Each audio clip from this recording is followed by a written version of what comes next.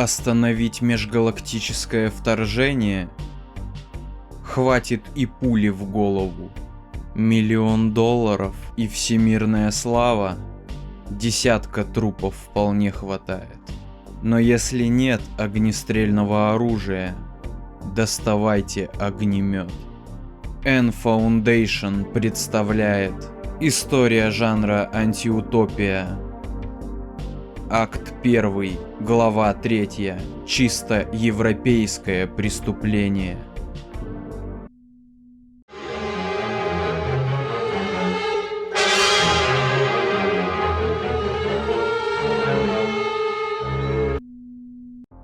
Расцвет французской новой волны не мог не затронуть и жанр антиутопия. Один из главных идеологов культурного направления, режиссер Жан-Люк Годар, человек, открывший миру дерзкий визуальный стиль и инновационное использование рваного монтажа, решает попробовать свои силы в новом для себя жанре. В 1965 году постановщик выпускает на экраны знаковый антиутопический нуар «Альфавиль. Странное приключение Леми Коушена». Странным оно называется не просто так. В центре сюжета город будущего Альфавиль, одновременно слишком фантастический и слишком реальный.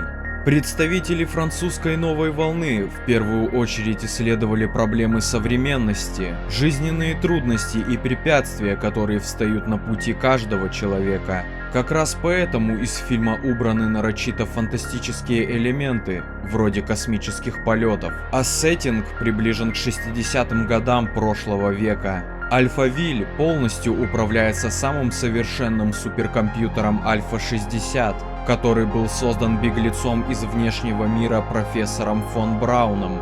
При принятии решений, будь то логистика или общественные отношения, машина руководствуется чистой логикой, вследствие чего она приходит к полному отрицанию как человеческих эмоций, так и культурной жизни в целом.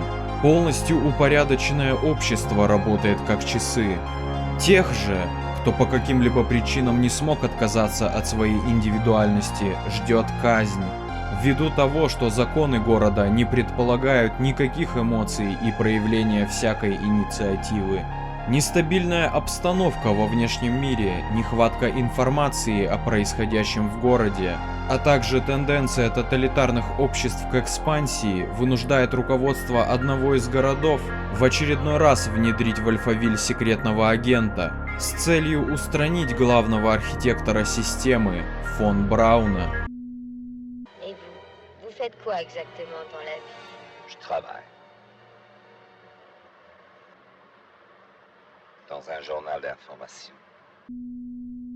На самоубийственное задание был отправлен детектив Леми Коушен под кодовым номером 003. Коушен представляет собой архетипический образ нуарного антигероя, маскулинный, умеющий решать вопросы как силой, так и неординарным умом. Обладающий собственным стилем и характером, он столкнется с безжалостным суперкомпьютером, имеющим неограниченные вычислительные мощности. Персонаж, по традиции сыгранный Эдди Константином, был создан английским писателем Питером Чейни. Герой появлялся в европейских криминальных фильмах категории «Б» на протяжении 50-х годов, вроде «Этот человек опасен» и «Я сентиментален». Компанию агенту составила дочь профессора фон Брауна Наташа, безупречно сыгранная Анной Кариной, программист 3-го класса, открывает нам холодный мир Альфавиля. Оказывается, что Альфа-60 делает из людей мутантов, подключаясь к их нервной системе и выжигая из них всякую индивидуальность, взамен оставляя им метку в виде цифр на теле. Помимо этого, компьютер занимается привычным для тоталитаризма делом, как создание собственного языка. Библия, которая присутствует здесь практически везде, по факту является всего лишь постоянно изменяющимся словарем терминов. Не стоит и забывать нашего друга Акима Тамирова, к сожалению, появляющемуся лишь в паре сцен данной картины. Он исполнил роль провалившегося агента Генри Диксона, который пропевает остаток своей жизни на задворках Альфавиля. Отрывок, где Тамиров свободно жонглирует английским, русским и французским языками, надолго врезается в память, а трагикомический эффект бодро разбавляет сюрреалистическую безэмоциональность происходящего. Все мое, все, и юность, и молодость, и тело, и волосы, и все отдам тебе, все, I love you, I love you. Весь этот круговорот событий запечатлел оператор Рауль Кутар. Постоянное движение камеры, в том числе 4-минутная сцена прибытия в отель Коушена. Работа со светом и нестандартные ракурсы позволяют глубже проникнуть в жизнь черно-белого мегаполиса. А резкое и напряженное музыкальное сопровождение Поля Мисраки прекрасно дополняет общую картину нуарной атмосферы, созданной режиссером картины. Жан-Люк Годар, пользуясь классическими сюжетными элементами антиутопии, размышляет о месте индивидуализма в жизни человека, опасности сциентизма и влиянии культуры на государство и общество.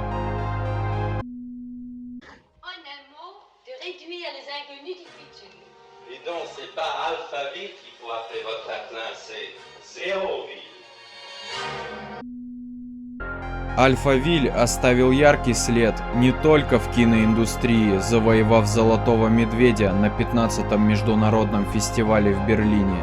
В честь вымышленного города была названа немецкая синти-поп-группа, прогремевшая на весь мир с альбомом Forever Young. В городе Сан-Паулу в Бразилии существует богатый район Альфавиль.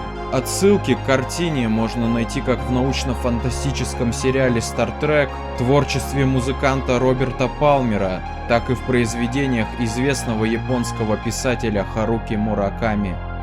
Жан-Люк Годар умер 13 сентября 2022 года, совершив процедуру эвтаназии на территории Швейцарии. По признанию его родственников, причиной послужило нервное истощение и чувство полного опустошения режиссера. Good night, sweet prince.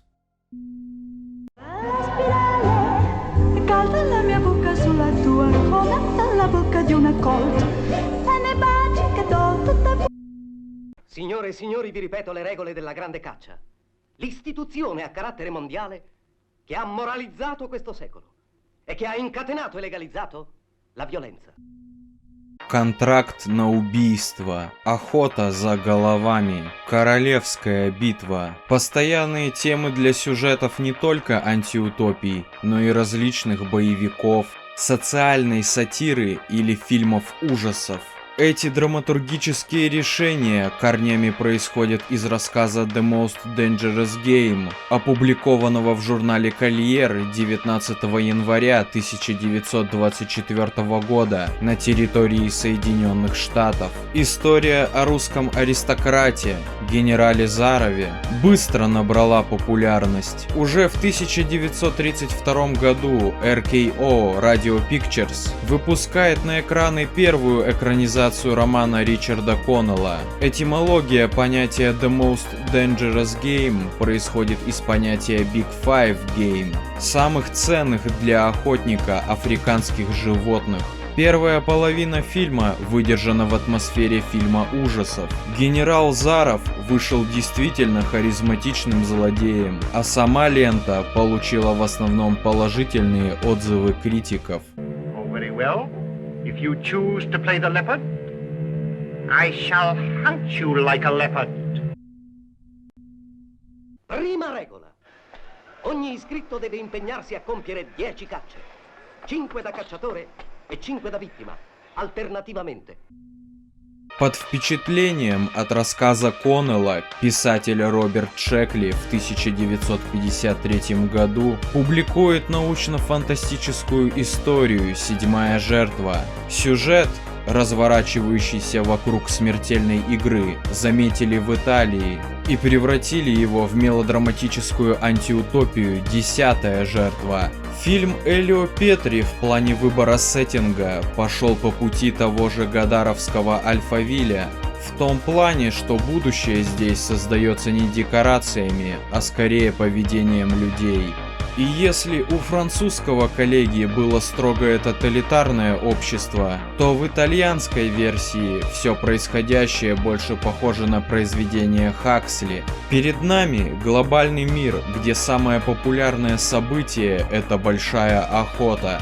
Самая опасная игра, где приз — состояние, огромная популярность и титул национального героя.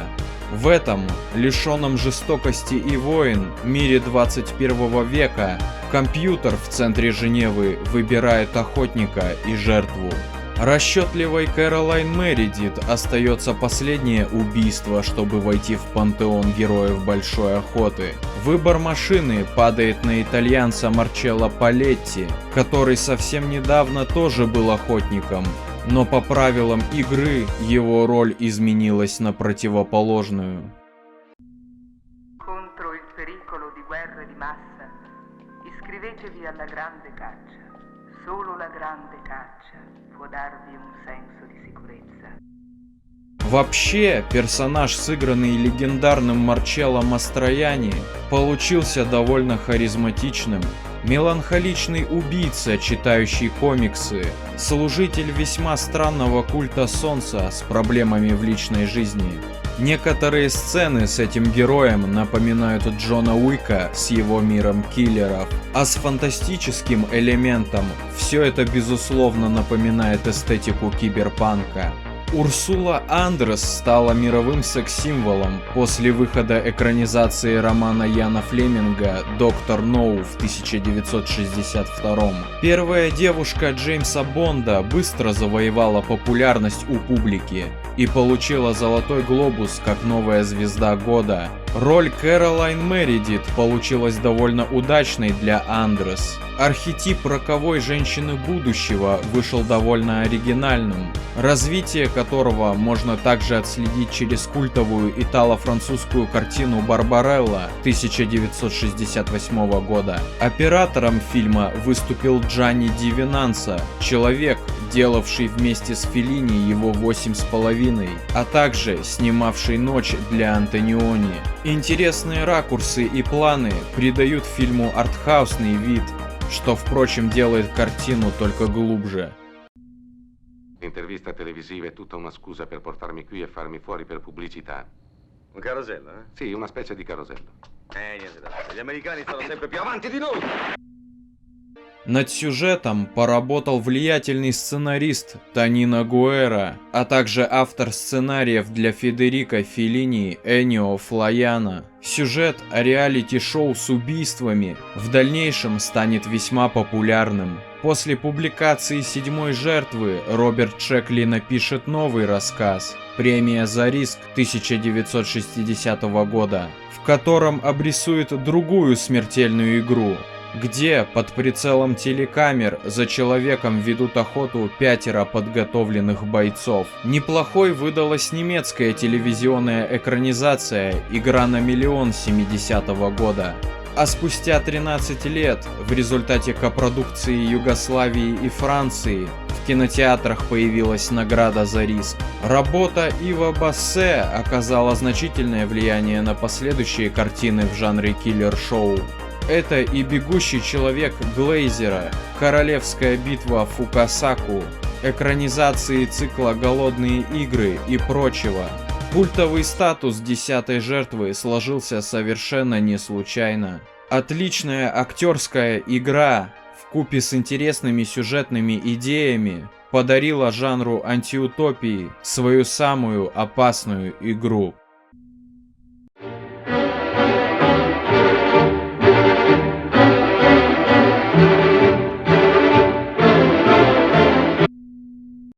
Еще один ключевой представитель французской новой волны, Франсуа Трюфо, тоже не смог пройти мимо темы депрессивного будущего. Режиссер громко заявил о себе еще в 1959 году с выходом своего дебютного фильма о подростковом взрослении «400 ударов», который удостоился золотой пальмовой ветви за режиссуру в Каннах и номинацию на премию «Оскар» за оригинальный сценарий. Трюфо задумал экранизацию романа Рэя Брэдбери «451 градус по Фаренгейту» во время работы над своей второй полнометражной картиной «Стреляйте в пианиста» 1960 года. Финансировать фильм вызвалась студия Universal Pictures, что повлекло за собой некоторые проблемы. К тому же, это был первый заход на европейский рынок со стороны этой крупной кинокомпании. Фильм было решено снимать в Великобритании и полностью на английском языке. Трюфо плохо говорил по-английски, что создавало дополнительные сложности при производстве. До этого он снимал камерные французские драмы. Сейчас же перед ним встала задача экранизации всемирно известного научно-фантастического романа с бюджетом в $1,5 миллиона. Отдельной проверкой для режиссера стало цветное изображение. Раньше Франсуа ставил только черно-белые ленты. Из дневника, в котором Трюфо описывал съемочный процесс, можно узнать, что работа над картиной после нескольких переносов стала для него поистине сложным испытанием. Казалось бы, совокупность этих факторов говорит о том, что фильм должен получиться, мягко говоря, неудачным. Но несмотря на все трудности, Трюфо прекрасно справился со своей задачей.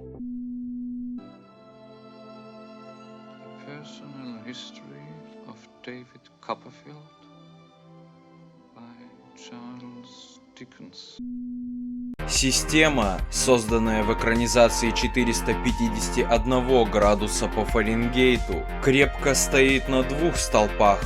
Ограничение какого-либо интеллектуального развития личности и быстрое купирование любых негативных эмоций. За уничтожение нежелательной информации отвечает особая каста людей – пожарные. Они занимаются поиском и сжиганием всей книгопечатной продукции.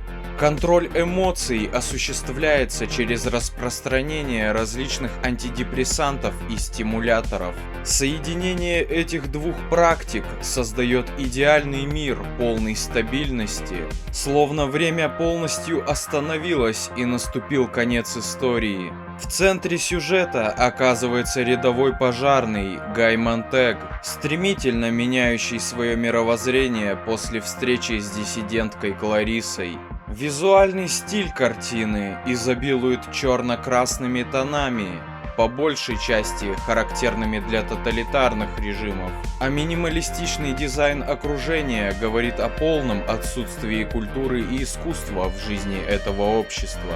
С технической стороны все получилось великолепно, но главный конфликт на съемочной площадке все-таки оставил свой след в фильме.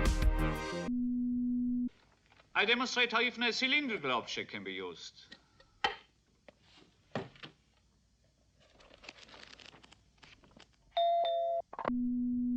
В роли Гая Монтега постановщик желал видеть Шарля Азнавура или Жан-Поля Бельмондо, но они были звездами сугубо французского кино, и поэтому студия отвергла их кандидатуры.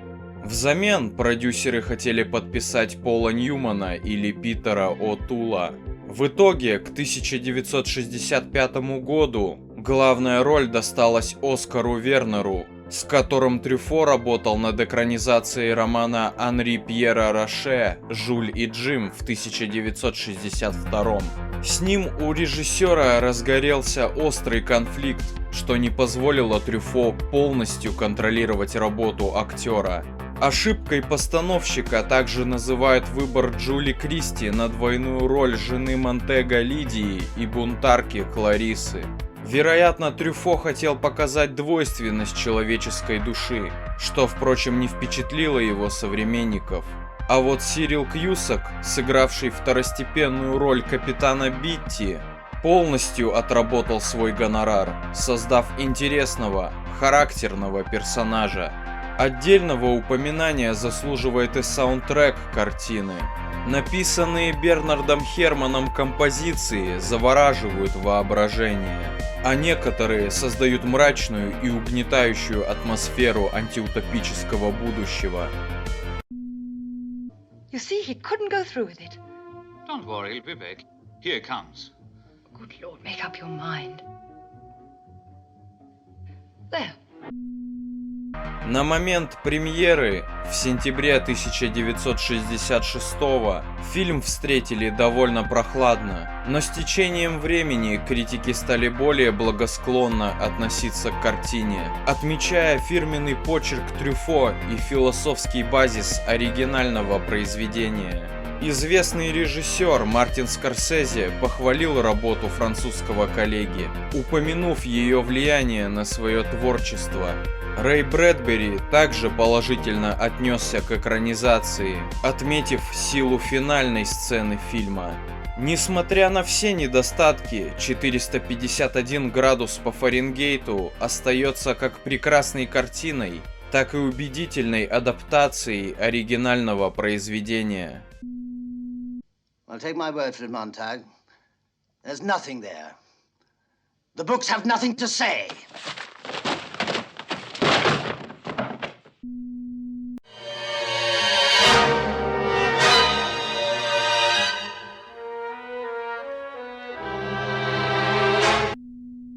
Вторая половина 60-х запомнилась всем масштабными протестами во многих странах мира. И если в Праге все понимали, за что идет борьба, то на Западе, с высоты сегодняшнего дня, ответ становится не совсем очевидным. Мечта об очередной утопии всегда приводит к непредвиденным последствиям. Инфильтрация ложных идей в университетах и контркультуре прошла успешно. Все по методичке. Борьба за свободу может быть выгодна, а книги, они больше не нужны, если есть лозунги. N Foundation. История жанра антиутопия. Акт 1, глава 3. Оставайтесь на связи, все ссылки в описании. This would sharpen you up and make you ready for a bit of the old ultra-violence.